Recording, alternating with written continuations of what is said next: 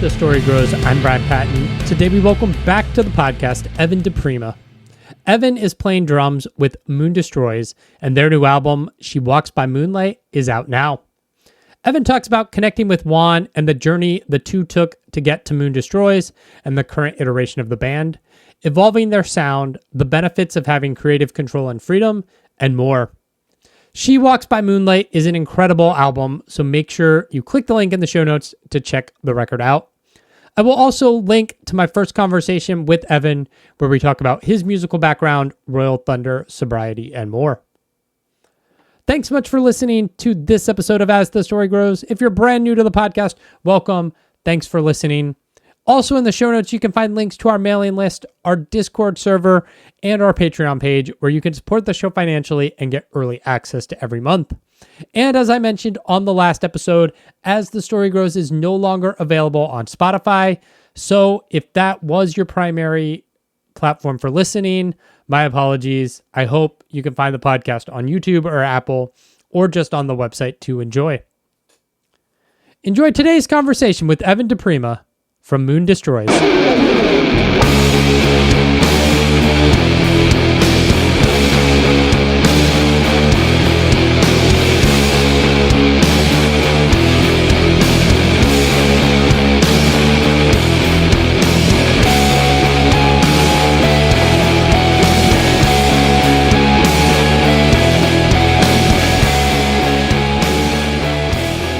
How are you doing?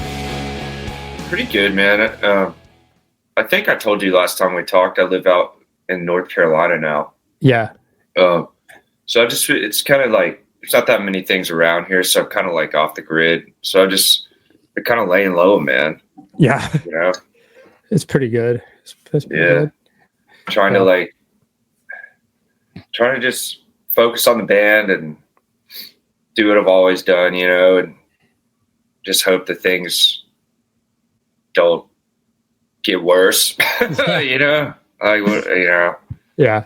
So are you ex Royal Thunder once again? Yeah. We just can't see eye to eye over the years, you know. Yeah, it happens. Yeah, we played together for an acoustic EP and 3 full-length records. So it was a good run. Yeah. Well, let's talk about Moon Destroys. It's funny. They didn't tell me who I was talking to, and I was like, it would be cool to talk to Evan again, but I've talked to him, so I have a million tabs open for every other member in the band. Oh yeah. I was just like, well, just be prepared no matter what happens. Yeah, man. I'm down to do whatever you want to do.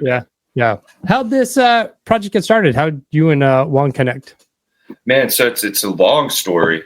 So Juan and I met in about 2009, way back in the day. And we started he had just left Torch in 2008. And then we met in 2009. We started jamming, and it was just me and him. And we were like, man, let's make this a project, you know? So we started a project called Stallone back in the day. And it was it was out of Atlanta, and all instrumental band. It was like Moon Destroys, but with that, it's just all instrumental, you know, like the riffs and stuff. Like we even released under Moon Destroys about 5 years ago, we released like the original Stallone demos. Yeah. That's volume 1, right? Yeah. Well, yeah, volume 1, and there's actual Stallone demos 2009. Okay. Which oh yeah, those are here. Yeah. Which is like the OG, like we recorded those in my house. Like, oh man. That 2009 shit. It's crazy because I remember the sessions, and it's like, it feels like it was like 50 years ago, or like, you know, like when you think back to when you're a little kid and you can like remember certain things, but not everything. It's like that. But yeah, man. So we started that, and he had a band called Monstro with Charlie, which was like him and Charlie, Bevan Davies, killer drummer. He plays with Zoso now, the Zeppelin tribute, but he's played with Danzig. He's played with Blood Simple, Static X, yeah, and he did Monstro with them. And then so it was him, Juan, Charlie, Bevan Davies, and Kyle Sanders, who now plays with Kerry King's band. Okay. And so they got busy. So Stallone was always kind of a side thing. They got busy, Monstro started doing their thing. And then I was asked to join Royal Thunder about the same time. So I did that, and I got busy. So Stallone kind of like just like chilled for like years, you know what I mean? And then the first time I left Royal Thunder, you know, it was 2018, and Juan and I reconnected and started doing Stallone again, like writing for Stallone, you know, and we got finished in the studio with that Maiden Voyage EP. All the instrumentals were done. It was going to be like a Stallone release. And we said, dude, we need to get vocals, man. Like we should just, you know, we need to make this like a band and change the name and all that. Like make it more serious, you know, because Stallone was always a fun thing we did on the side. So we didn't have vocalists at the time. So like Juan ended up asking a few friends to like just do some guest vocals on that first EP. Like he got Troy Sanders and Paul Masvidal to do guest appearances. So we put that EP out, but like literally like a week after we put that EP out, COVID hit. Everything kind of just got, you know what happened. But and then it kind of fell apart again. I ended up doing that last Royal Thunder record again, and still kind of writing for some Moon Destroys in my free time on my own. And Juan was kind of doing the same thing. And then Royal Thunder blew up again. So we started doing this again, and just both of us brought all our ideas to the table, and that's what started a few songs up. And then same thing happened. We had songs finished, and we were like, we need a vocalist, man. You know what I mean? Like we were like, we need a vocalist. Like we're going to make this a real band this time and like do it live and all that. But so he's like, man, I reconnected recently with Charlie from Monstro, who sang and played guitar in Monstro. He's like, I reconnected with Charlie. And I was like, dude, let's ask him if he wants to do this, man. Because I'd always loved Charlie. Like we used to all hang out back when they had that band and stuff. And I was like, dude, that's rad. Like, let's see if he wants to do this. So that's how it happened, man. We sent him some songs, threw some ideas around, then we got together in Miami, finished tracking vocals in person. And next thing you know, we have this record. And Arnold Neese, man, Charlie's like long-term buddy. They had a band called Sunday Driver back in like we were like, we need a bass player. And he was like, well, my buddy Arnold would do it. So they already go way back. So that worked perfect out. And Arnold's the man too. He's like, he came in like, it's hilarious, man. Arnold came in the first practice and he knew the songs like better than we did. I was like, yeah. I was like, dude, man. It's like it was a no-brainer with Arnold, man. Yeah. And so, a long history, and it just happened to come together now full force. And we always had obstacles or other bands in the past going on. Yeah. So we couldn't really. Now it's our main focus and our only thing we're doing. So, and then, I'm trying to think. So we finished that record like in July of 2024. I forgot to throw that in there. You know what I mean? Yeah. So ever since then, man, it's been the four of us getting things ready to take on the road and play live and keep doing more records and, the whole thing. Nice. This new album seems a little more spacey, a little more melodic, a little toned down from like Maiden Voyage and like Volume 1. Was that just kind of a natural progression of time? Is it just the riffs that came in, or were there conversations about how you wanted the sound to evolve for this band? I think so. I think like we all listen to just any kind of, we like all kinds of music. Mm-hmm. Like I don't like if it's good, it's good. You know what I mean? Yeah. And I think with this record, it turned out a little more like shoegazy, kind of toned down. But it's funny because like we're already working on new stuff and it's like heavy as shit again. So I think it's like a fluke almost. Like each record's gonna kind of be different, Yeah. Like we still do the really heavy stuff too. But we're not a metal band. At the end of the day, we're not like a heavy metal band. Right. Yeah. But I think this one, I think too, like, we're all getting older now, so we're a little more refined. Yeah. You know what I mean? And have a little less angst, Yeah. Because man, I think like those Stallone demos 2009. Man, I was like 19 when we recorded that. You know what I mean? It was like I was like full of energy, man. Yeah. Yeah, it's so funny. We jam on one of those songs from that demo set is in the set for this Elder tour. Okay.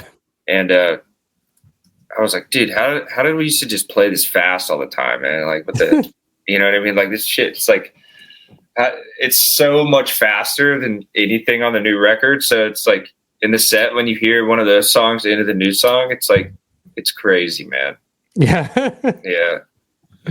Yeah. I mean, the record is still like, it has its heavy elements. I mean, it's still fully fuzzed out. Like you could tell Juan is still playing guitar, but it's definitely a very different vibe, which is nice. Yeah, I appreciate that, man. And then Charlie brings a totally different sound to the table too. Yeah, he's got the more like kind of soft-spoken element over the, thick heaviness under it. So it's a nice contrast, man. Yeah, he's a crooner as opposed to like having Troy guest on your song. Yeah, a barker, right? Yeah, and that's great too. But the sound now, I think we found the sound, like kind of our sound for this band, going forward. Yeah. Was it kind of an easy pitch to wind up working with Limited Fanfare since, Monstro had done stuff there? And I mean, Juan has a long history with that label. So we actually have it's reverted back to independent release now. So okay. Yeah, we're no longer working with Limited Fanfare. Okay. He was an old friend. Yeah. The dudes knew it. I never really knew him that well, but yeah, I appreciate him helping us out in the beginning. But now, we've since it's going to be an independent release. Okay. Yeah. Just kind of easier to keep it in house, or easier to keep it in house, and just the way things are going, I think it's going to be better for us to keep it more DIY. Yeah.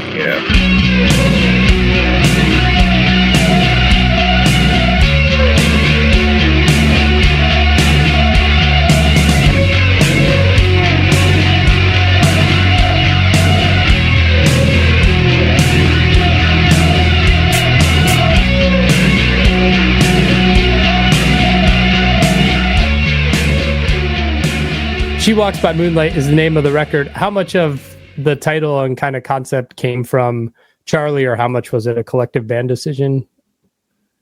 So She Walks By Moonlight was actually Juan's idea. Okay. We're working on art, and so the record cover kind of represents that, to where like we're going through a bunch of art pieces that he's done, and that was kind of the theme. Like I think it fits with with Charlie's lyrics too. Like that's a question you have to ask him more in depth about, but there's definitely like a sort of concept to the whole thing. Yeah. But yeah, Juan actually came up with that album title. Okay. And then it's cool because like Juan, it's been easier for us. It's been easier for us with artwork and stuff because most of it's in-house art from the band, from him, from Juan. So we'll kind of go off what we're feeling from looking at his art piece or something a lot of the times, or he'll come up with a lot of the concepts and titles and things like that. Like I remember on Maiden Voyage, he was the one that came up with all the song titles and stuff like that. So that's cool. Yeah, he's always had a thing for that. Yeah, it's helpful to kind of keep all that in-house so you can have some sort of cohesive vision and visual element to the band that's not like chaotic and trying to like hire and pay somebody to create something for you who might not get the vision. Yeah, man, exactly. It's less cooks in the kitchen, as they say. Yeah. Album's out. Oh, go ahead. I'm sorry, man. No, I was just saying, album's out April 4th. You guys are going on tour with Elder. You're working on new material. Is it just like full force, full ahead with this band and, do the tour, work on new music or? Yeah. Yeah, for sure, man. I mean, it's at this point, like, it's like, what else are we going to do, man? It's, we've all done this so long and we don't know any other way. And like, this band in particular, this one's really special to us. This one really means a lot to us. I think a lot of that being it's our baby. We've done everything from the production to the art and the videos ourselves, everything, Yeah. So, full force ahead. Yeah.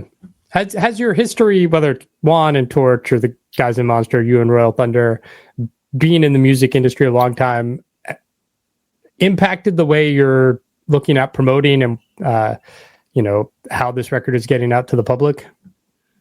It definitely Juan and I and Charlie, we all kind of come from the heavier background for sure. I think when you see those previous bands we've been in, there's definitely like an assumption that it's going to be heavy and like those bands, but I don't know. I think when you listen to the record, it's so different. I mean, you can tell it's the same musicians, I think, but everything else is totally different. But I think I think the question you just asked, I think one might assume it's like, metal or something. And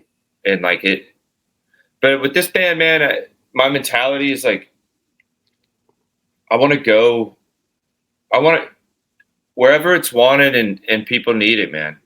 Whether it's metalheads, rockers, indie kids, I want this band we're going to go where we're wanted, you know what I mean? And accept it fully. I'm not ever going to worry about oh man, but we're a rock band or but we're a metal band ever again. People like the music. Thank you. I'm that's a blessing in this day and age to even have one person that likes it, Yeah. I think streaming music has led to a little more genre fluidity where even with this band, you could play with shoegaze or post rock or metal or whatever and find your audience there because people are, I think, more willing to just accept a wide breadth of genre and sounds. Yeah. Yep. Yeah, I've noticed that too. And man, as far as heavy music goes, there's so many bands that are so I call them secretly heavy, the heaviest bands on earth that no one calls a heavy band. You know what I mean? like the old Weezer shit. That stuff's some of the heaviest music recorded. Stuff like that. So there's always going to be that element. So it's cool, man. I think I hear a lot of newer bands, and I kind of hear the younger bands coming up, kind of sounding more like the stuff that was around when I was a kid. like, you know, like Smashing Pumpkins and stuff like that. And it's awesome to hear that. Yeah. It's like, dude, like bands are coming back. Like guitar music is coming back. You know what I mean? Like, and that's awesome. It's just hope the resurgence continues. Yeah, and find some, like, I don't know if it'll ever find mainstream footing again, but one can hope. Yeah, exactly. Yeah.